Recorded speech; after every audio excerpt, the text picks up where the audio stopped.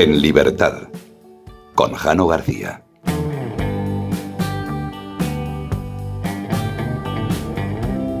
Cuentan las crónicas de diciembre de 1922 que el rey Víctor Manuel III iba a nombrar presidente del Consejo de Ministros Reales a Benito Mussolini. Al principio, su mandato estuvo marcado por una coalición con otros partidos que seguía la senda parlamentaria que Italia había vivido hasta entonces. En ese mismo año, en 1922, nació el Gran Consejo del Fascismo, y al año siguiente la escuadra se institucionalizó en la Milicia Voluntaria de Seguridad Nacional, con un doble propósito: poder utilizarla contra enemigos políticos y ejercer un control directo sobre el brazo armado del país. En 1923 se aprobó una nueva ley electoral, la Ley Acerbo, que eliminó el sistema proporcional al fijar una prima mayoritaria igual a 2/3 de los escaños de la lista que obtuviera más del 25% de los votos. Las elecciones de 1924 se desarrollaron en un clima de máxima tensión. La oposición estaba dividida y eran incapaces de ofrecer una alternativa válida al tablón fascista. Sin embargo, poco después, el fascismo tuvo que enfrentarse a una crisis muy grave. Tras el secuestro y asesinato del diputado socialista Giacomo Matteotti, quien en la inauguración de la nueva Cámara había denunciado la ilegalidad y violencia de la campaña electoral, una ola de protestas e indignación se extendió por todo el país. Las fuerzas de oposición, desde los liberales de Amendola, pasando por socialistas y comunistas, abandonaron el Parlamento en lo que se llamó el Aventino de las Conciencias. Sin embargo, el proyecto de convencer al rey por parte de los liberales y los socialdemócratas para liquidar a Mussolini y convocar nuevas elecciones restaurando el sistema proporcional fracasó estrepitosamente. El 3 de enero de 1924, Mussolini pronunció el siguiente discurso ante la Cámara: «Declaro aquí, en presencia de esta asamblea y en presencia de todo el pueblo italiano, que solo yo asumo la responsabilidad política, moral e histórica de todo lo sucedido». En los días siguientes se amordazó a los periódicos de la oposición. Se disolvieron 25 organizaciones definidas como subversivas, se cerraron 150 establecimientos públicos, se detuvo a más de un centenar de opositores y se realizaron más de 650 registros domiciliarios. Mientras tanto, la violencia contra los opositores se desató una vez más de forma salvaje. El liberal Giovanni Amendola iba a correr la misma suerte que el socialista Matteotti, al recibir una brutal paliza por parte de los camisas negras que acabaría costándole la vida. En 1925, Mussolini dio una vuelta de tuerca más al cambio de régimen. Decidió disolver el órgano La Giustizia, tomó el Corriere della Sera y la prensa, disolviendo así cientos de asociaciones y decretó la destitución de miles de funcionarios públicos.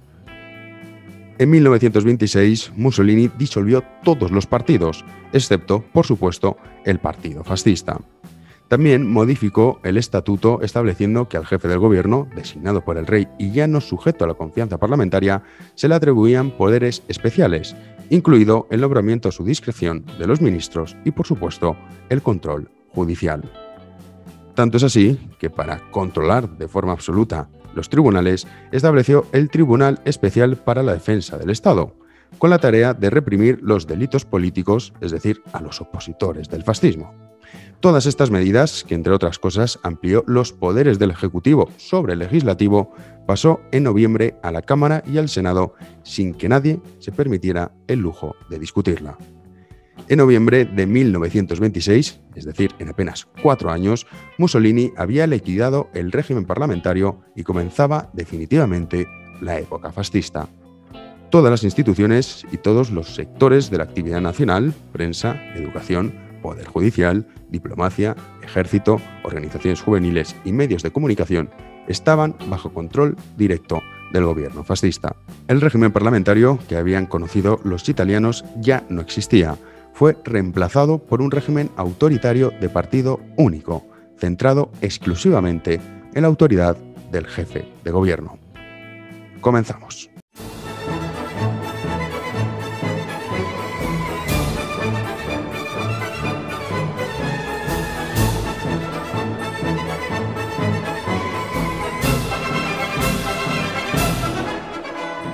Y de vuelta al presente, hoy 15 de octubre de 2020, Adelantamos la emisión de este podcast porque por motivos personales no voy a poder subirlo el domingo y como vamos escándalo tras escándalo, mejor tratar la actualidad ahora para que no se quede anticuado. Son motivos personales, por los cuales no voy a poder grabar el podcast, que yo lo suelo grabar los sábados de madrugada, que es cuando tengo tiempo, porque el lunes y sábado estoy trabajando. Entonces, bueno, pues las circunstancias son las que son y en esta ocasión, de forma excepcional, vamos a realizarlo el viernes y también estrenamos nuevo formato. Prometí que si superábamos los 250 patronos iba a grabar mientras hacía los podcasts. Los que lo escuchan en iVoox lo escuchan exactamente igual sin verme y los que lo hacen a través de YouTube, pues bueno, tendrán la desgracia de poder observar mi rostro mientras hablo.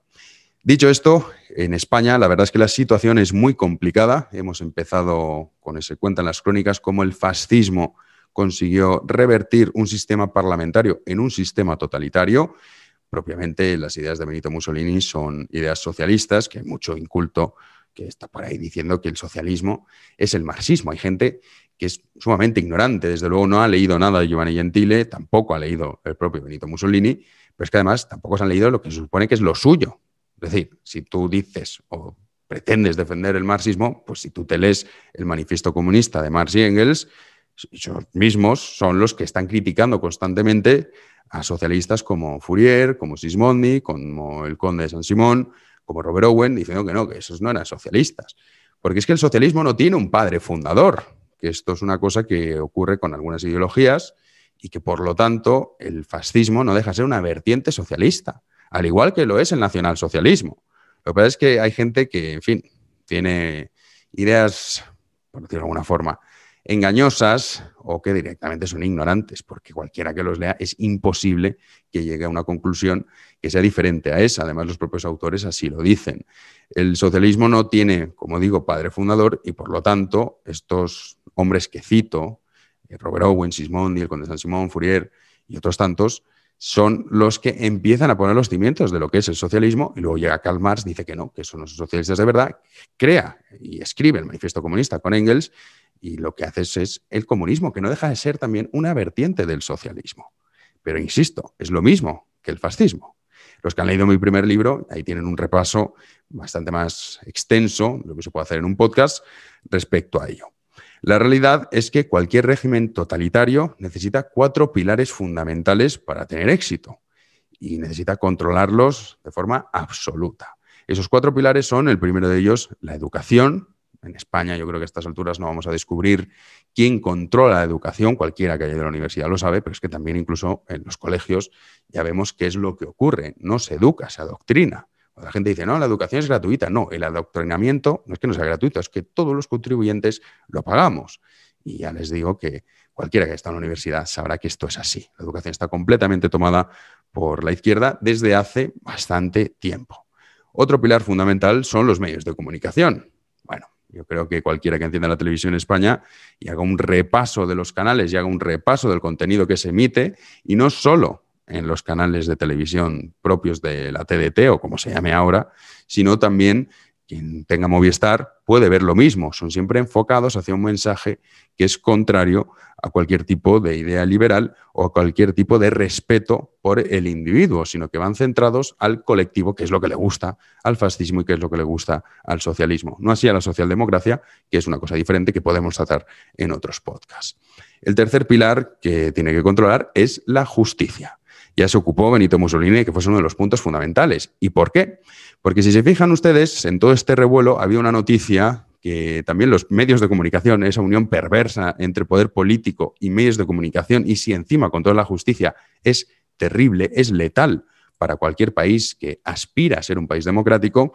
Lo que hemos visto es cómo, por ejemplo, el Tribunal Supremo, que ha ratificado la condena al Partido Popular, en esa misma sentencia lo que aparece es que el propio Supremo también critica que el juez de Prada hiciese un comentario, un fragmento que es falso, que fue falso, y el juez de Prada fue expulsado de la sala penal.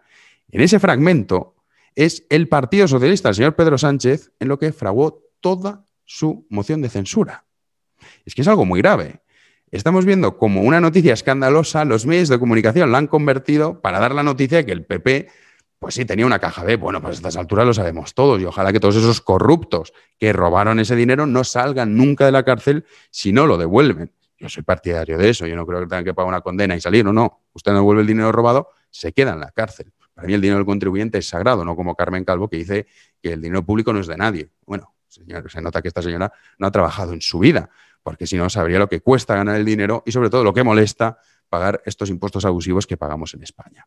Pero esta noticia, que, insisto, todo lo que estamos viendo en España nace con ese fragmento falso. Es decir, se hace una sentencia ad hoc para unos intereses políticos determinados y esto, que es un escándalo mayúsculo y que ya demuestra que en España no existe la separación de poderes, no ha pasado absolutamente nada. Ni siquiera los propios dirigentes del Partido Popular han dicho algo. Es que es tremendo. Pero bueno, el Partido Popular ya sabemos que algunos lo llaman principal partido de la oposición. Pues si esto es oposición, en fin, que venga Dios y lo vea. Y el cuarto pilar, que es clave, es por supuesto controlar el poder militar. Y es por esa la razón por la que esta gente no soporta al rey Felipe VI, porque el capitán general de los ejércitos es Su Majestad el Rey. Pero ya vemos como de esos 4 pilares solamente les queda uno por controlar. Porque la justicia, salvo que veremos qué es lo que pasa, declaren anticonstitucional pues esta forma de retorcer la legalidad, porque uno de los problemas que tiene la Constitución es esa, y es que la Constitución, ustedes ya saben que yo no soy partidario de la Constitución actual, entre otras cosas porque no existe la separación de poderes y porque permite que llegue un totalitario de Chichinabo, como es este tipo, a retorcerla para así poder tener un poder absoluto. Lo que estamos viendo es que si esto se lleva a cabo, en España ya no podemos hablar, vamos, ni de broma, sobre un país democrático. Es que sería imposible decir que España es un país democrático. Sería falso afirmarlo. Por el concepto de democracia, bueno, esto es algo que es muy discutible, porque hay mucha gente que la democracia se cree que es que todo el mundo pueda votar y esto sea, digamos, lo que elija la mayoría. Bueno, esto al principio los inventaron la democracia, no estaban en esa línea. De hecho, el sufragio universal no existía. O sea que nosotros hemos adaptado el término y lo que definimos como democracia, en fin, daría, como les comento, para un debate bastante largo y extenso, porque esto del sufragio universal es algo que se ha, digamos, inventado, entre comillas, en los últimos siglos, es decir, hasta hace 2 días. No era así la idea de los líderes de la democracia, los que crearon la democracia por primera vez en Atenas, que, por cierto, fracasó estrepitosamente y que tantos clásicos griegos criticaban diciendo, bueno, pues es que esto de la democracia, al fin y al cabo, es el triunfo de la demagogia y, por lo tanto, es el triunfo de la ignorancia. Y es lo que pasa actualmente, a pesar de que efectivamente no se eligen a los diputados de forma directa, tanto es así que no elegimos ni siquiera al presidente del gobierno. Cualquiera de ustedes podría ser presidente del gobierno si así lo decidiese el Parlamento. Pero lo que está viviendo España es un cambio de régimen que estaba clarísimo que con este nuevo gobierno iban a ir a ello. Lo que pasa es que esta pandemia que está asolando a todo el mundo, en España es de los pocos países en los cuales se puede decir que el virus no es nuestra gran preocupación. Nuestra gran preocupación en España, estamos llegando a unos niveles de degeneración tan absolutos, es lo que estamos viviendo bajo este régimen del señor Sánchez y del señor Iglesias. Cogiditos de la mano, ya directamente han cogido la senda desde hace bastante tiempo, la senda directa, de decir, bueno, vamos a por todas y si conseguimos que triunfe nuestro modelo, pues ya tendremos el control absoluto del país durante bastantes años. Porque luego yo aquí no me voy a quedar y como yo muchísima gente que nos iremos del país a vivir a otro sitio. Aquí no nos vamos a quedar a empobrecernos y, por supuesto, a no poder prosperar en un país en el cual las tasas de paro se van a disparar de una forma desorbitada. Y esta es otra de las cuestiones que también hay que comentar ahora en términos económicos. No se está hablando de ello. Y el Partido Popular, que es un partido que, como digo, llamarlo líder de la oposición es un exceso, y la oposición en general en España es lamentable. Están todos pendientes de su nómina pública, de ver cómo conseguimos mantenerlo. Todos piensan en un concepto de intentar aumentar su número de electores, pero no en realidad de mejorar la situación en España. Cada uno vende un mensaje según cuál sea el que le interese. El Partido Popular está muy contento porque como a Vox los llamaban fascistas y ellos ya no, pues decían, bueno, ya estamos relajados, ahora mira, se meten con los de Vox y nosotros vamos a representar la moderación, que esto de la moderación es algo que no he entendido nunca. La moderación serán las medidas que tú quieras aplicar, pero no el mensaje y, por supuesto, no renunciar a dar la batalla ideológica. El PP se creía que con este desastre, porque ellos lo saben, que España va al desastre absoluto, cualquier persona con dedos de frente sabe que estamos condenados al desastre con este gobierno. Cualquier persona que sabe esto, el PP, pues en fin, son tontos, pero hasta cierto punto, hasta ahí llegan. Entonces están esperando, bueno, que España se estampe y luego nosotros recogeremos el poder. Básicamente lo mismo que pasó con Zapatero, que ganó Rajoy en esas elecciones, que las hubiese ganado cualquiera. La realidad es que al PP ya no le llaman fascista, ahora directamente lo llaman antisistema. Escuchen al señor Pedro Sánchez lo que decía el otro día en la sesión de control del gobierno. Deberían defender la Constitución, pero son un partido que cuando está en la oposición defiende la Constitución a medias, en función de que le convenga o no le convenga a su señoría. Bloqueo al Consejo General del Poder Judicial, bloqueo al nombramiento del Defensor del Pueblo, bloqueo a la renovación del Tribunal Constitucional, y así le va la democracia española, señoría, cuando ustedes están en la oposición. Desde que usted lidera el Partido Popular, señoría, el Partido Popular ha dejado de ser un partido de Estado. Es un partido antisistema, es un partido que no cumple con la Constitución. Así es, señoría, así es. Pues ya lo han oído.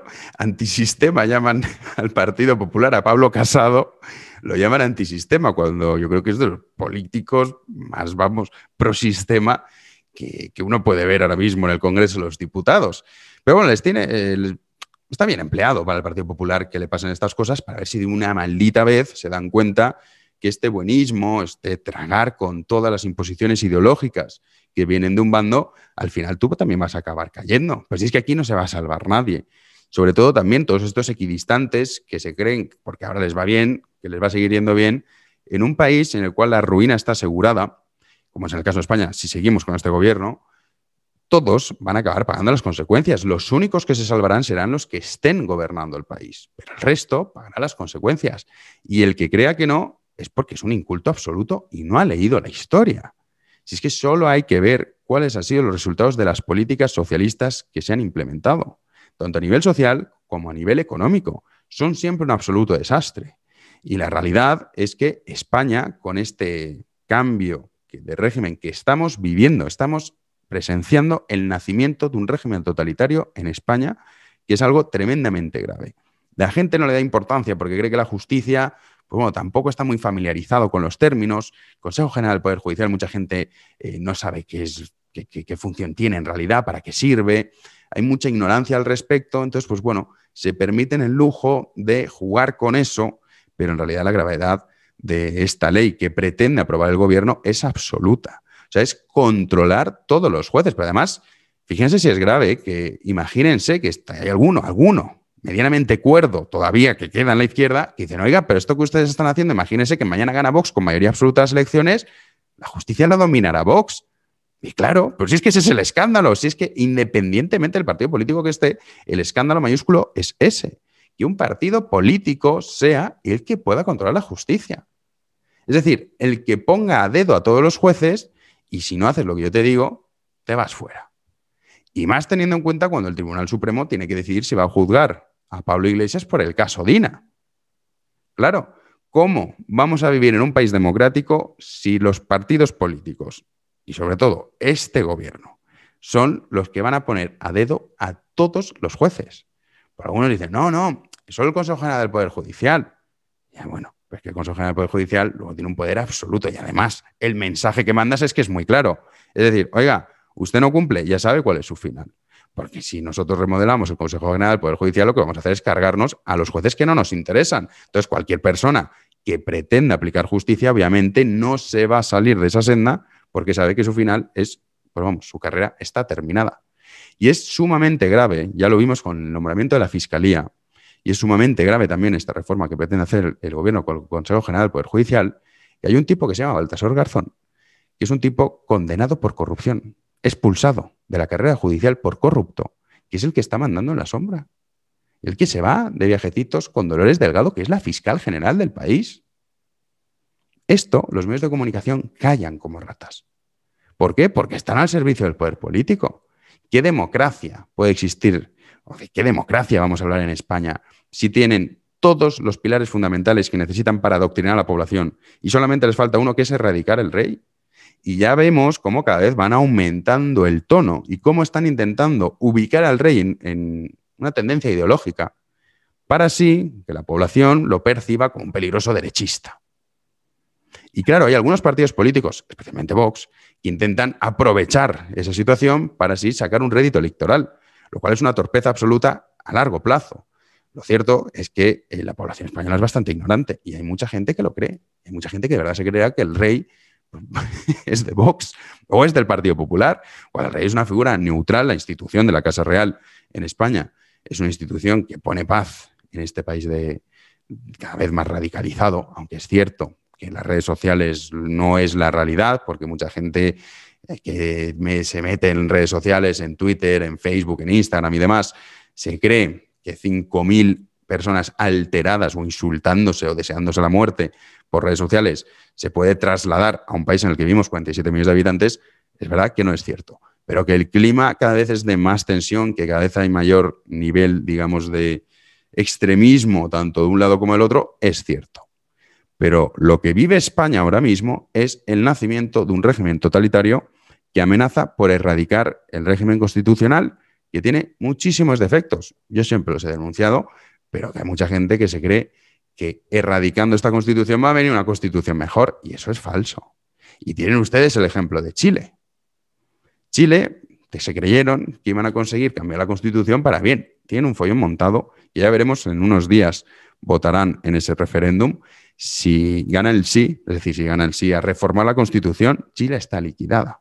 Incluso aunque salga el no, tiene un problema enorme, porque abrir un melón como este, que es cambiar un sistema que ha estado rigiendo durante casi 4 décadas, más de 4 décadas, en España, lo que supone es que tienes que estar muy bien preparado, es decir, tienes que tener una sociedad que no tenga grandes problemas. En el caso de España tenemos muchísimos, tanto a nivel social como a nivel económico, pero es que además tienes que tener muy claro para qué lo haces. Tú no puedes abrir el debate constitucional así a las bravas, de voy a abrir el melón y a ver qué es lo que sale. No, porque generalmente lo que va a salir es un desastre. Y generalmente el que se va a llevar el gato al agua van a ser aquellos partidos políticos o dirigentes políticos que controlen los medios de comunicación, que tengan un gran capital detrás que les apoye y que sobre todo ya tengan una base de electores ya hecha. No va a ser un partido minoritario el que vaya a conseguir influenciar en la nueva Constitución. Eso es falso. Y el que crea eso, pues ese es un iluso, porque no es así. Es mucho más complicado todos estos procesos y en general, de hecho, son contadas excepciones, los procesos constitucionales de cambio de constitución que han sido para mejor. Insisto, excepcionales. La realidad es que España está asistiendo a un cambio de régimen. La reforma del Consejo General del Poder Judicial es enormemente grave, es la noticia más grave desde que se dio el golpe de Estado del 23F, y algunos dirán exagerado, de exagerado, nada. Controlar la justicia es controlar de facto ya todo el ámbito político, y a partir de ahí, si encima tienes los medios de comunicación, puedes incluso, como han hecho todos los regímenes totalitarios, crear sentencias falsas. Igual que se creó una sentencia ad hoc para echar el gobierno de Mariano Rajoy, que es un escándalo tremendo y que nadie hace mención a ello. Porque los medios de comunicación callan, porque están al servicio de la causa. Alguno ya empieza a ver las orejas al lobo, empieza a abandonar esa equidistancia. Bienvenidos sean, han tenido que llegar a este extremo de degeneración para darse cuenta que hay que dar la batalla ideológica, o si no, también van a sucumbir, pero todavía la inmensa mayoría sigue tragando y, sobre todo, sigue ayudando a que este proceso se lleve a cabo. Momentos difíciles los que vive España, momentos muy complicados que veremos qué es lo que ocurre. Insisto, si esta ley sale adelante, España dejará de ser un país democrático. Dicho esto, vamos a pasar a las preguntas de los colaboradores. Ya saben, a través de YouTube, ustedes pueden suscribirse, unirse, hacerse miembros del canal para que este podcast pueda seguir avanzando, a través de Patreon o también a través de iVoox. Tienen ustedes un teléfono móvil a su disposición cuando se hacen colaboradores y ahí ustedes pueden enviar sus preguntas o bien mediante mensajes de voz. Hay algunas personas que no quieren y lo hacen de forma escrita. Vamos a empezar con las preguntas a través de notas de voz y luego continuaremos con las preguntas escritas. Vamos a ello. Los patronos preguntan. Buenos días. Las preguntas son las siguientes. ¿Crees que se aprobarán los presupuestos? ¿Y cómo ves la moción de censura de Vox? Gracias. Y te sigo y enhorabuena. Eres el mejor. Un abrazo. Pues muchísimas gracias. Yo veo en cuanto a los presupuestos que sí que va a salir adelante esos presupuestos generales del Estado. Van a salir adelante con básicamente los mismos apoyos con los que salió la moción de censura, porque, vamos, esperemos que Ciudadanos rectifique después de esta medida del Consejo General del Poder Judicial, porque se pone todo estupendo. Esto de Ciudadanos es una cosa, la verdad que es grotesco, que un partido que nació en Cataluña y que lo hizo tan bien en Cataluña haya acabado en lo que es algo de verdad dantesco. Pero se supone que los de Ciudadanos, que están todos escandalizados y diciendo que esto es una vergüenza y que es un cambio de régimen y que se acaba con la democracia española o lo que conocemos nosotros como democracia española y demás, pues bueno, si luego vas a estar todo aprobando los presupuestos generales del Estado de este gobierno, pues ya me contarán ustedes.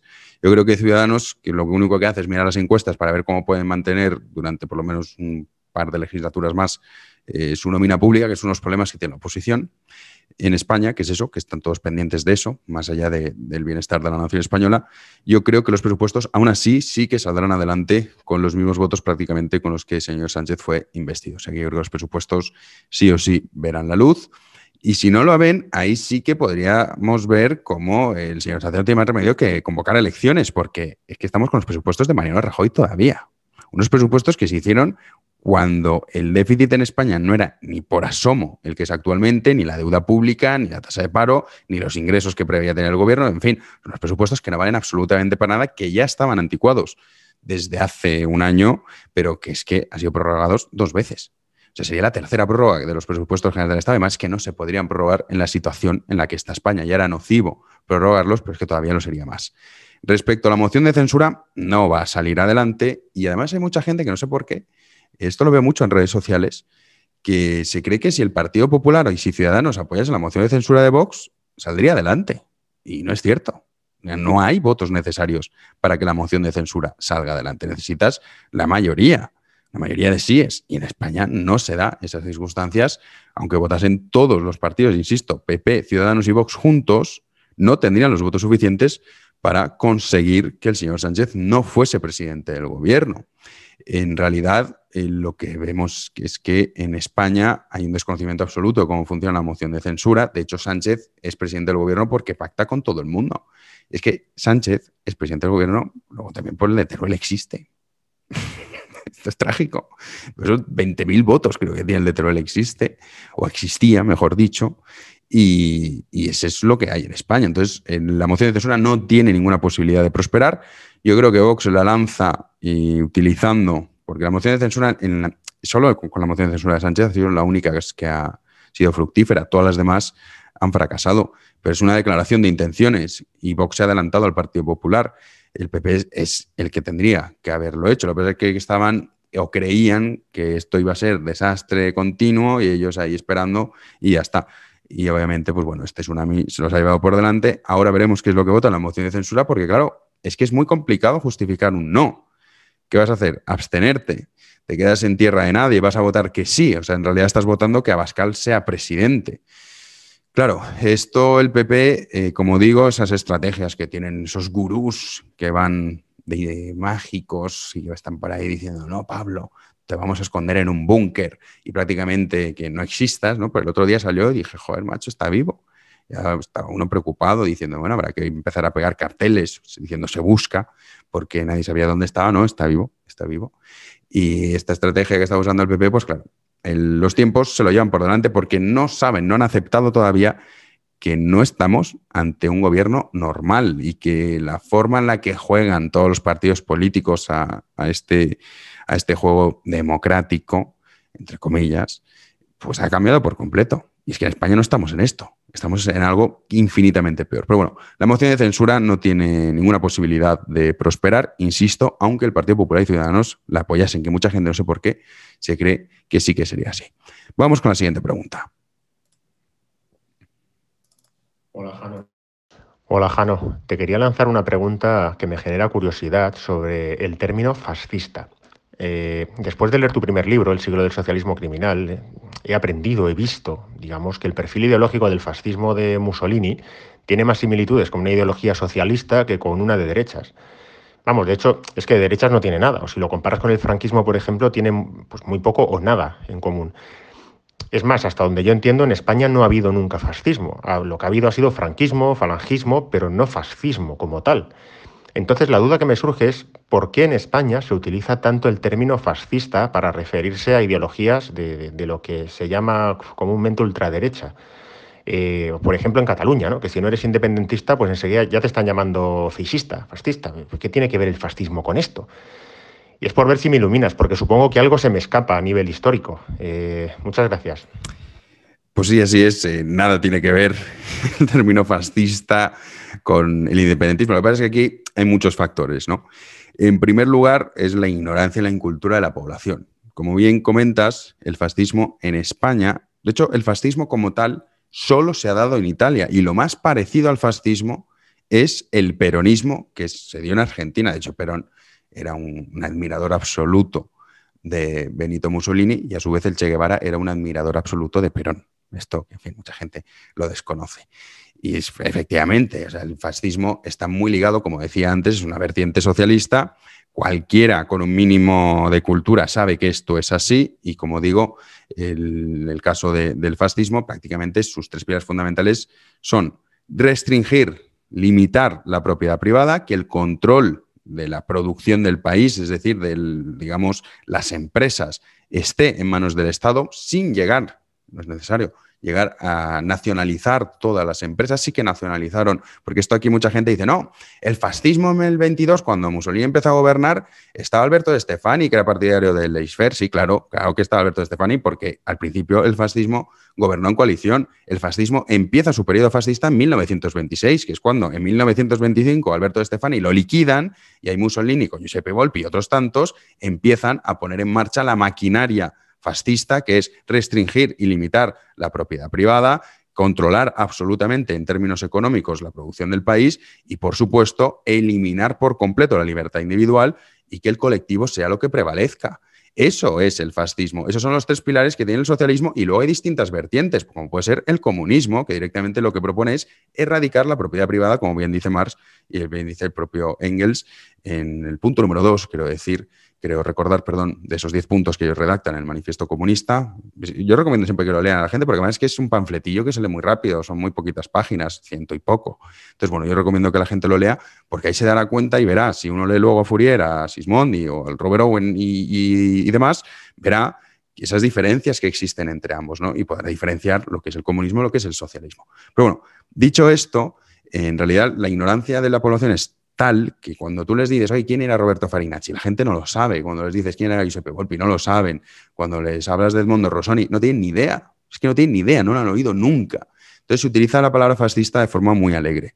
En España lo más parecido al fascismo es el falangismo. Es cierto que cuando Franco ganó la guerra civil, y hay una diferencia sustancial entre falangismo y fascismo. Por ejemplo, el falangismo es profundamente católico, cosa que no lo es el fascismo. De hecho, Mussolini es ferviente anticatólico. Tanto es así que, bueno, los pactos de Letrán están ahí y es porque la Iglesia Católica, y Mussolini dice, yo te voy a expropiar todos tus bienes. Y la Iglesia Católica, en Italia en aquel entonces había un 99% de personas católicas, y dice, bueno, si tú quieres declararme la guerra, yo voy a llamar a la revuelta social. Mussolini dice, bueno, vale, yo lo que me interesa es el poder, firmamos los pactos de Letrán, que básicamente es tú mantienes todas tus propiedades y a cambio te callas la boca y no me molestas. Y es lo que aceptó la Iglesia. El falangismo, que sí que tiene ese componente católico, sí que es cierto que se parece mucho en la mayoría de aspectos al fascismo. Y cuando ganó Franco la guerra civil, desde el 39 hasta el 59, sí que se da una economía corporativista y una economía muy estatal, es decir, que se interviene muchísimo en todos los aspectos económicos, hasta que en el 59 llega Maneo Rubio, llega Ullastres y compañía, le dice a Franco, oiga, que es que esto es un desastre. Y Franco, que era un ignorante absoluto en términos económicos, hay una anécdota muy buena que es cuando presentan el plan y antes de presentárselo le dicen, oiga, que tenemos un problema generalísimo con la situación económica en España. Y dice, pero ¿cómo puede ser si no dejamos de subir los sueldos?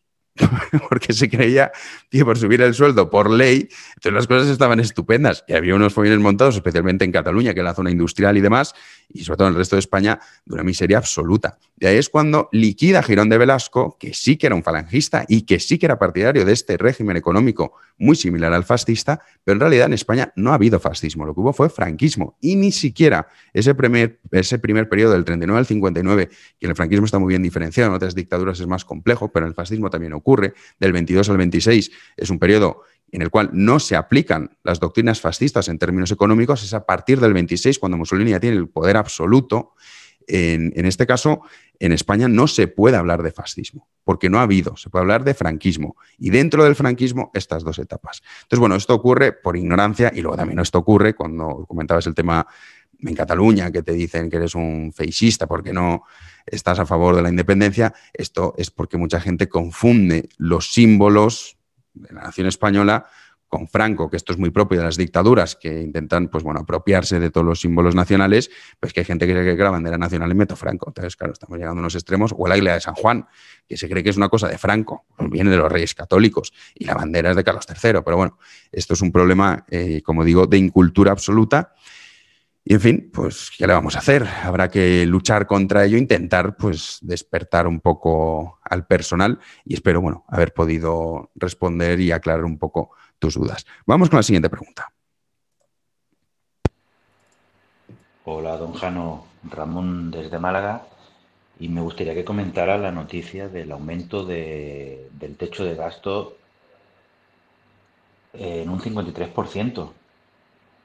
Y, en fin, un aumento en el gasto que parece tener el visto bueno o contar con el visto bueno de Bruselas, lo cual, pues, se contradice un poco con la teoría que manejábamos muchos de que nos iban a exigir unos presupuestos con una bajada en el gasto público y otra serie de medidas contundentes.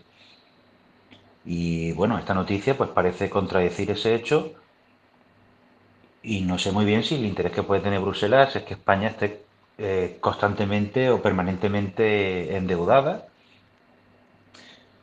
o responde a otra serie de motivaciones que me gustaría que comentara.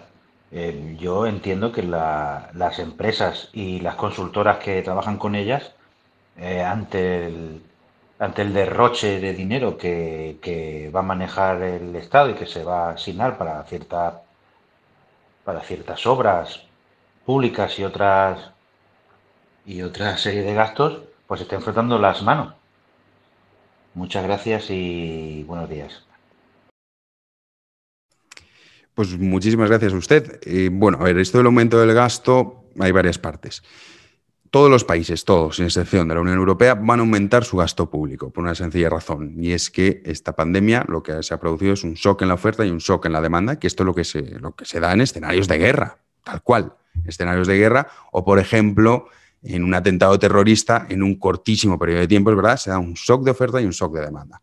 Obviamente no tiene las mismas consecuencias que lo que tiene y lo que ha tenido de momento esta pandemia, y veremos a ver qué es lo que ocurre si vivimos nuevos confinamientos o no, porque ahora todo el mundo está estupendo, creyendo que esto ya está, bueno, controlado. Esperemos que cuando venga el invierno y se empiecen a meter los europeos, sobre todo en Europa del Este ya lo estamos viendo, pero cuando empiecen a meterse los países nórdicos también en casa, y el 70% de los contagios se dan en casa. Muchas veces es verdad que la persona se ha contagiado en los colegios o se ha contagiado en el trabajo, pero bueno, cuando llega a casa es el que infecta a toda la familia. Cuando esto ocurra, veremos a ver qué es lo que pasa. Pero bueno, dejando esto de lado, todos los países europeos van a aumentar su gasto público por una sencilla razón, y es que el desempleo aumenta, y simplemente con que el desempleo aumente, el gasto que tiene que hacer el Estado para pagar a todas esas personas ya aumenta. Pero es que además, aparte de eso, todo este tipo de ayudas que se están haciendo en los países europeos, pues bueno, hay que pagarlas, y como no tienes dinero, pues evidentemente aumenta el gasto público, y lo que va a provocar es que aumente también los déficits de los países porque sus ingresos se han visto reducidos, y también va a aumentar la deuda pública. ¿Qué es lo que ocurre con respecto a España? España tiene un gran problema, y es que España es un país deficitario los últimos 11 años. Esto ya lo habrán escuchado ustedes en numerosas ocasiones decirlo. Pero es que además el problema nuestro es mayor que el del resto de países europeos. Hay gente que dice, no, es que esto nos afecta a todos. Pero oiga, si tiene usted países que están a menos de 2 horas y media en avión, como muy bien decía Daniel Lacalle el otro día cuando estuvimos entrevistándolo, que no, su economía va a caer un 4%, no un 12 ni un 14%. ¿Desde qué me está usted hablando? Tenéis a Portugal aquí al lado y no va a sufrir las mismas consecuencias que nosotros. O sea, que en España se han hecho muy mal las cosas. Pero lo que están haciendo otros países europeos que no está haciendo España es ese aumento de gasto que se está dando y ese aumento de deuda pública, es decir, ese dinero que te permite Bruselas gastar de forma extraordinaria de más, en vez de utilizarlo para apoyar a los empresarios y apoyar sobre todo a los ciudadanos, que muchas veces se está haciendo reducciones fiscales, es decir, se están bajando impuestos en los países europeos, aquí no. Aquí es que este gobierno, insisto, va con, vamos, la directa a destrozar el país porque necesitan, por supuesto, generar una red clientelar, es decir, una Andalucía a nivel nacional. Y que la gente sobreviva con limosnas estatales y que, por supuesto, la gente crea que si cambia el gobierno cualquier día, entonces pierden su sustento económico. Es trágico, es terrible, pero es lo que estamos viendo en España y es el modelo argentino, básicamente. Respecto a la Unión Europea, bueno, la Unión Europea, tampoco debemos pensar que la Unión Europea está preocupada por lo que podamos pensar los oyentes de este programa o si yo duermo bien o mal por las noches por la situación que estamos atravesando en España. Le traes sin cuidado. A la Unión Europea lo único que te pide es que cuadres las cuentas. Es decir, que tu déficit sea X. Ahora se va a permitir que España el déficit aumente, pero esta idea que también se está mandando de carta blanca, es decir, vía libre, que puedes hacer lo que te dé la gana, que no pasa nada, esto no es así. Y no va a ser así por varias cuestiones. Primero, el que lea la prensa internacional, que yo sé que es un ejercicio que en España se hace poco, se da cuenta, no sé si ustedes recuerdan la época de cuando hablaban de los PIGS, de los países que eran Portugal, Irlanda, Grecia y España. Luego Irlanda pasó a ser Italia. Pero bueno, esos eran los PIGS, es decir, los países que estábamos molestando en la Unión Europea y que no estábamos haciendo bien los deberes. Ahora es exclusivamente España la que está en el foco de todos los medios internacionales cuando se habla de este tema, de las ayudas. Tanto es así que ya hay países, como por ejemplo cuando lo vimos en esa negociación que decían los países frugales, que dijeron, oiga, nosotros, porque claro, nosotros pensamos que España es el mundo, no, cada país tiene sus problemas. En Holanda hay mucha gente que es contraria a que se ayude a los países del sur, porque dicen, oye, si lo han hecho mal, que se aguanten. Lo mismo ocurre en los países nórdicos. Finlandia, por ejemplo, que fue uno de los países que fueron más duros, que está gobernando la socialdemocracia en Finlandia, no es una peligrosa libertaria la que está en Finlandia, no es así. Dijeron, nosotros ayudamos, pero a cambio de unas reformas que sí o sí va a tener que acometer el gobierno. Entonces, bueno, el aumento del gasto público no es algo preocupante. Lo que es preocupante es que el gobierno vaya con la intención de aumentar el gasto público, aumentar los impuestos y, sobre todo, lo que pretende es generar una sociedad clientelar. No quiere tocar las reformas estructurales que necesita España, como es, por ejemplo, el sistema de pensiones, un sistema quebrado, como es, por ejemplo, la legislación laboral, que tiene que ser muchísimo más flexible, y también, sobre todo, lo que es disminución del gasto público absurdo, que en España se gastan cientos de millones de euros, por no decir miles de millones de euros, en multitud de instituciones públicas que no valen para nada, al igual que los funcionarios. Yo entiendo y sé que hay mucha gente que ve y escucha este programa que son funcionarios, pero es que hay que diferenciar, primero, qué clase de funcionario es o un funcionario administrativo. O sea, es decir, un funcionario administrativo que está en una consejería, que no está haciendo nada y que su papel en realidad es nulo y que no aporta nada a la sociedad, pues oiga, lo siento mucho, pero habrá que liquidarlo. Entonces, bueno, dependiendo un poco de cómo evolucione la situación de la pandemia, veremos si la Unión Europea se pone más dura o no, pero que desde luego que en España la Unión Europea va a llegar un momento que va a decir, oiga, hasta aquí no tengas la más mínima duda que eso va a ser así. Nosotros lo vamos a ver. El gobierno puede estirarlo, es cierto, porque estamos en una situación que es completamente diferente a la que hemos vivido, pero también hay que tener en cuenta que mucha gente cree que los 140.000 millones de euros nos lo van a dar de golpe. O sea, te hace una transferencia y luego tú dices, ya los tengo, me los gasto. No, esto no va así. Esto te lo dan por plazos y, sobre todo, conforme vean que estás cumpliendo las reformas. Entonces, bueno, tampoco hay que esperar que la Unión Europea venga aquí a reformar España, porque no va a ser así, pero sí que hay que tener claro que la Unión Europea va a poner unos límites. Veremos a ver qué es lo que pasa, porque, como decía antes, España está en una situación muy, muy complicada, pero que todavía se puede agravar más. Hay gente que dice, peor es imposible. No. Peor, por supuesto que es posible. Lo mismo pensaban los venezolanos hace 5 años, que pensaban que peor imposible y ahora están peor. O lo mismo pensaban los argentinos hace una década y ahora todavía están peor. Vamos ya con preguntas escritas, porque no tenemos más de voz. Voy a poner las gafas, porque si no, no veo 3 en un burro. Y vamos a contestar alguna de ellas. La primera, bueno, es una pregunta, me dice... tu nuevo libro rula por WhatsApp. Bueno, pues mientras la gente lo lea y despierte, pues estupendo, no hay ningún problema. Otra pregunta que me realizan es: buenas tardes, Jano, ¿cómo estás? Mi nombre es María. Me gustaría saber qué opinas acerca de Austria como país para emigrar. Muchísimas gracias. Pues bueno, yo en Austria solo he estado de visita, no he estado viviendo. Me parece un país precioso. Viena me parece la ciudad más bonita que uno puede ver. Como ciudad bonita, es preciosa, majestuosa, imperial. Pero vamos, vivir ahí es bastante caro. No es fácil. Además, ahora se han puesto las cosas complicadas para conseguir vivir en Viena. En el caso de que seas español, pues sí, lo tienes más fácil porque eres miembro de la Unión Europea. Si eres de un país extranjero, o sea, es decir, fuera del territorio Schengen, es más complicado conseguir el permiso de residencia porque ha habido un auge de un movimiento, sobre todo en general en Austria, que han dicho, oiga, vamos a ver, nosotros queremos inmigración pero controlada. Y entonces, bueno, pues es un país que a mí me parece muy interesante para vivir. Pues si tienes un buen trabajo y tienes dinero, pues bueno, puedes vivir muy a gusto en Viena. Si no, es complicado porque es bastante caro. Pero desde luego que es un país apasionante, con una historia increíble y que, bueno, como experiencia puede estar bien. Pero yo siempre digo que mejor Lisboa, lo tenemos más cerquita de España también, se come muy bien. En Austria no se come nada bien. Y además lo tienes a 1 hora de Madrid en avión y aparte pues la calidad de vida es muchísimo mejor y el coste de vida es bastante inferior. Otra pregunta es por parte de Luis, que me pregunta: hola, Jano, me gustaría saber qué opinas sobre el aumento, es decir, bueno, dice aumento, pero en realidad es la instauración del salario mínimo interprofesional en Ginebra, que ha sido aprobado recientemente. Muchísimas gracias, enhorabuena. Bueno, ha habido un aumento, como decía, bueno, no pasa nada, un error. Es la instauración del salario mínimo interprofesional en Ginebra. Y claro, mucha gente dice, mira, que tú decías siempre los suizos, que los suizos votaban en contra en los referéndums de aplicar un salario mínimo interprofesional. Bueno, vamos a ver, en Ginebra se da una circunstancia muy peculiar y es que hay muchísima gente que vive en Francia, que está pegadito, y que va todos los días a trabajar a Ginebra.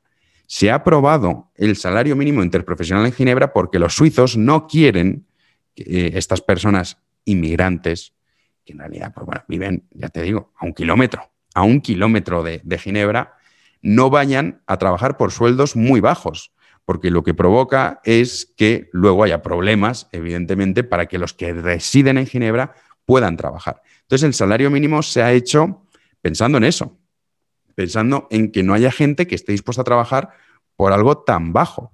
Es decir, es una situación diferente a situaciones de otro tipo.